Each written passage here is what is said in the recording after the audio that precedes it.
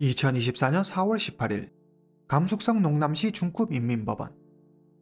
화장기 없는 얼굴의 중년 여성이 재판장의 모습을 드러냅니다. 오래전 파마를 한 듯한 부스스한 머리의 수척한 모습은 그녀가 불과 몇 달 전만 해도 잘 나가던 고위공직자였다는 사실이 무색할 정도였습니다. 여성은 중국 고위공직자로 직권남용 및 업무상 횡령, 뇌물수수 혐의로 법정에 섰습니다. 그러나 비단 이것만이 전부가 아니었습니다. 해당 사건은 중국 공직사회에서 발생한 최악의 성추문 사건으로 중국 사회에 큰 충격과 파문을 던졌는데요. 경찰 조사 결과 여성이 1년에 265번이나 자신의 부하 직원들과 호텔을 들락거리며 부적절한 관계를 맺은 것으로 드러나 자신 역시 부정한 방법으로 부시장 자리에 오른 그녀가 부하 직원들을 성적으로 착취하고 억압했다며 사람들은 그녀를 요녀라고 부르며 손가락질했습니다. 중국인들은 상상할 수도 없는 일이 공직사회에 일어난 것에 대해 중국인의 치욕이라며 목소리를 높였습니다. 해당 사건은 언론을 통해 중국 전역으로 퍼졌고 사회에 모범을 보여야 할 공무원이 공무원으로서의 본분을 망각하고 부정부패를 저질렀다며 많은 이들이 그녀를 비난했습니다. 대체 이 중년 여성의 정체는 무엇이고 여성에게는 무슨 일이 있었던 걸까요? 오늘 이야기 시작하겠습니다.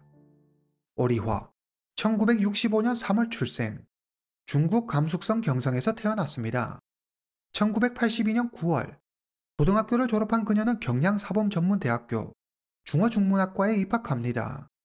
1984년 6월 공산당에 입당한 오리화는 같은 해 7월 대학을 졸업하고 경량시 교육지원청 인사과에 들어갑니다. 그토록 바라던 공무원이 된 그녀는 세상을 다 가진 듯 너무 기뻤습니다. 최선을 다해 성과를 낸다면 승진도 빨리 할 수 있을 거라고 믿었죠. 하지만 그녀의 생각과 달리 10년이 지나도 오리화는 부과장도 되지 못합니다. 자신과 같이 들어온 동료들은 이미 승진해 다 한 자리씩 차지했는데 그녀는 여전히 말단 공무원 신세였죠.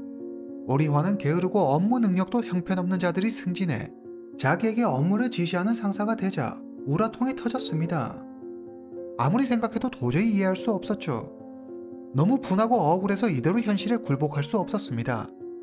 오리화는 냉정하게 상황을 판단하고 먼저 승진한 이들이 자신과 어떤 점이 달랐는지 분석하기 시작하죠.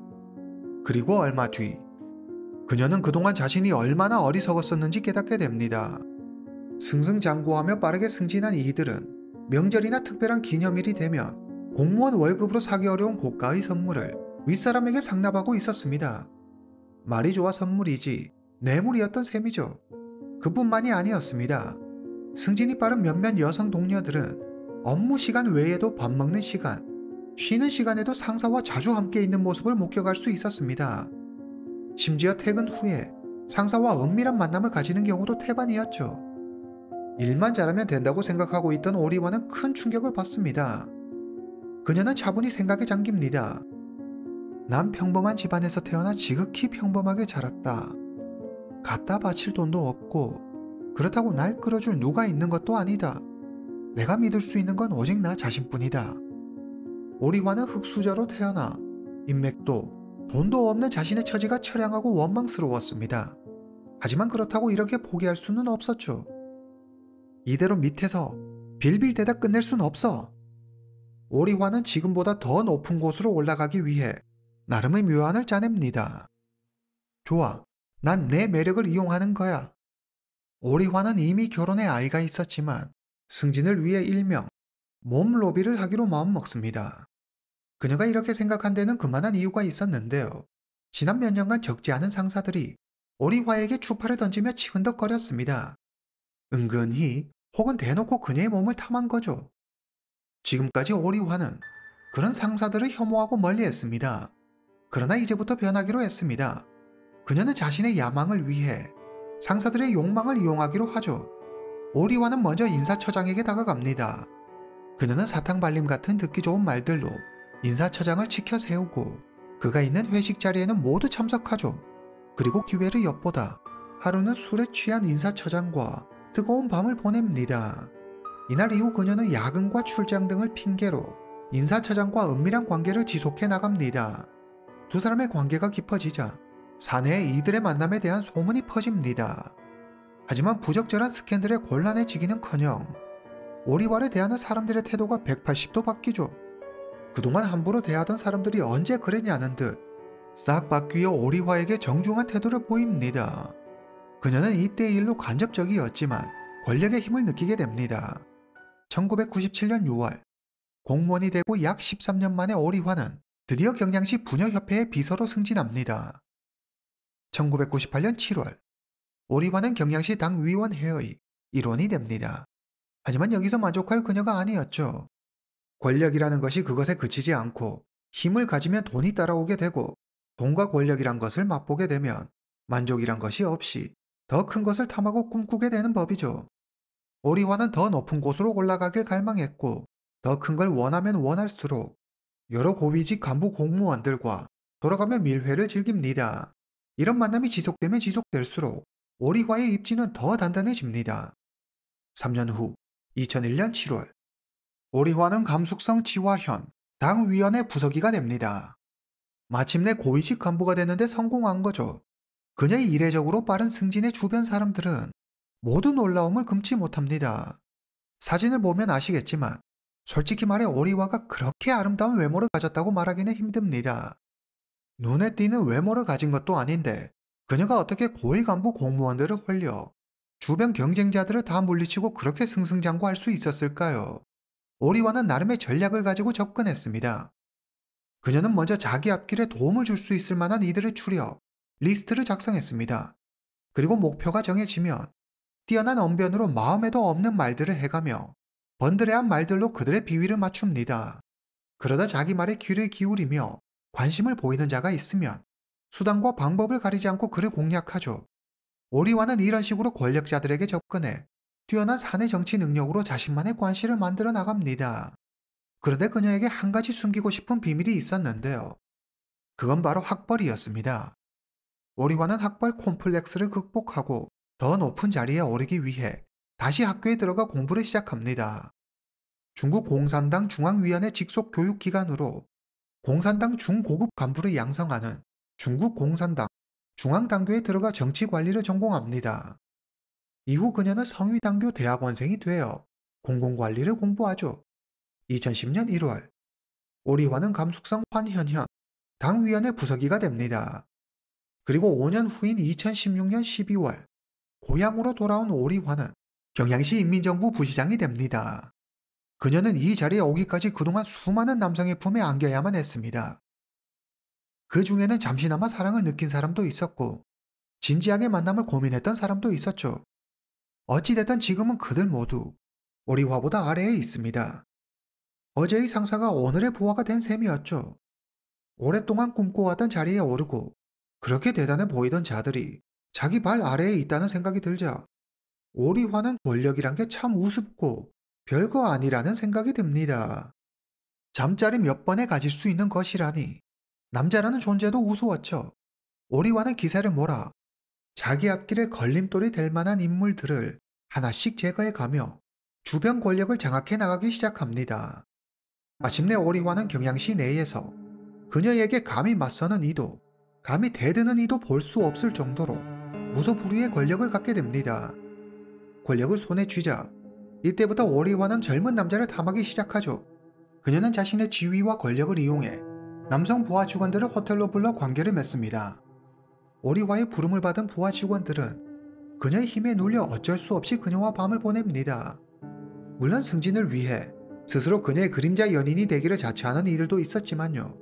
경양시에 있는 한 호텔 관계자에 따르면 오리화는 1년에 265번이나 호텔 체크인 기록이 있을 정도로 호텔의 엄청난 VVIP 고객이었습니다.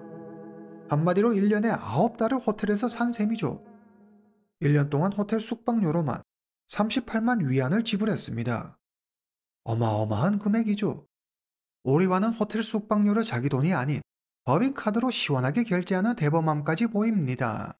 이같이 겁없이 날뛰던 오리화는 결국 중앙당국의 눈에 띄게 되고 중국 내 공산당 관리들의 부정부패와 위법 행위를 조사감찰하는 기관인 중국 공산당 중앙기율검사위원회가 나서 오리화의 비리를 감사하기 시작하죠. 조사 결과 2010년 감숙성 환현현 당위원회 부서기 시절부터 경양시 부시장으로 재직 중이던 2023년까지 오리화는 자신의 직무를 이용해 특정 기업에 공사를 몰아주고 세금을 감면해주는 등 편의를 봐주고 기업에 유리한 행정처분을 해주고 그 대가로 어마어마한 금품을 챙겼습니다. 오리화의 뇌물수수 사건과 관련된 기업 관계자만 총 33명으로 조사 결과 오리화는 3,376만 800위안의 뇌물을 받은 것으로 밝혀집니다. 그러나 이 중 1,303만 7,700위안의 뇌물은 받았다는 사실은 밝혀지지만 누가 준 것인지 그 출처를 파악하지는 못했습니다. 오리화는 공공기관이 발주한 각종 공사에 개입해 수주를 돕겠다며 커미션 명목으로 거액의 뇌물을 챙기는 등 자신의 위치를 이용해 사적 이익을 취했죠. 또한 해외여행을 간다는 명목으로 나라 돈으로 해외여행을 하고 사치품을 샀습니다. 오리화는 엄청나게 호화로운 대저택에 살았는데 당시 오리화의 비리를 조사하던 수사관은 그녀가 얼마나 많은 부정부패를 저질렀는지 그녀의 집만 봐도 대번에 알 수 있다고 말할 정도였습니다. 오리화의 집에는 없는 것이 없었습니다.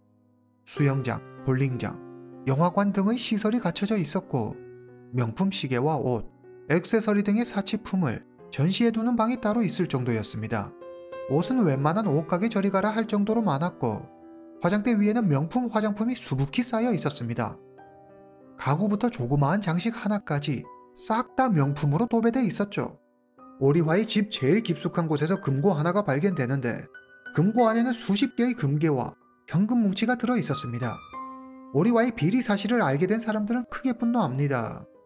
중국에서도 특히 가난한 도시에 속하는 경양시에서 일어난 고위공직자의 비리 사건에 경양 시민들은 크게 분노하죠. 나와 내 가족은 당장의 끼니를 걱정해야 하는 판국인데 정작 부시장이라는 인간은 초호화 라이프를 즐기고 있었다며 오리화를 강하게 비난했습니다. 이것뿐만이 아닙니다. 오리화는 평소에 도박을 즐겼고 주가 조작 세력과 결탁해 인위적으로 주가를 끌어올려 부당이득을 챙겼습니다. 이 모든 사실을 확인한 중앙기율검사위원회는 즉시 오리화를 체포합니다.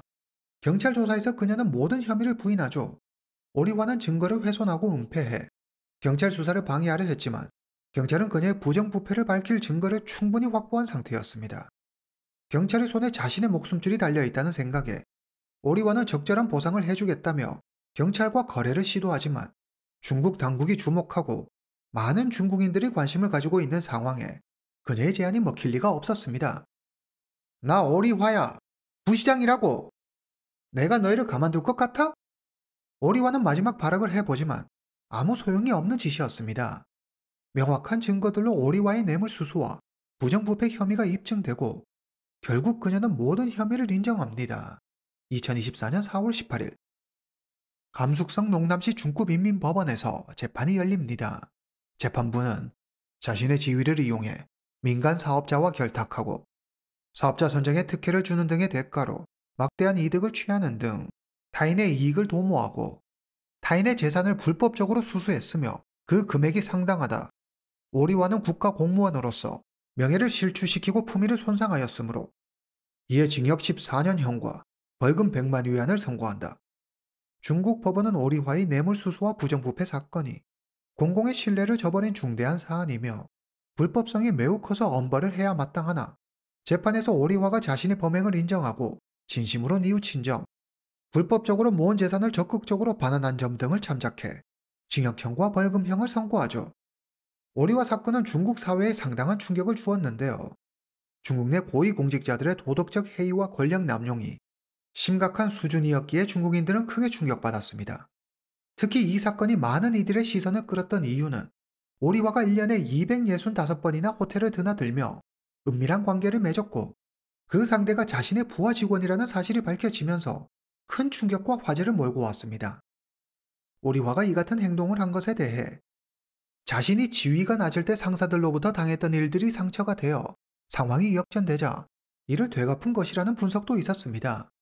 많은 중국인들은 해당 사건을 단순히 개인적인 일탈로 볼 것이 아니라 중국 공직사회에 만연한 부정부패와 비리를 보여주고 있다며 중국 사회 전반의 공직자의 윤리의식과 책임의식을 재정립해야 한다고 주장했습니다. 오늘 이야기는 여기까지입니다. 다음 시간에 뵙겠습니다.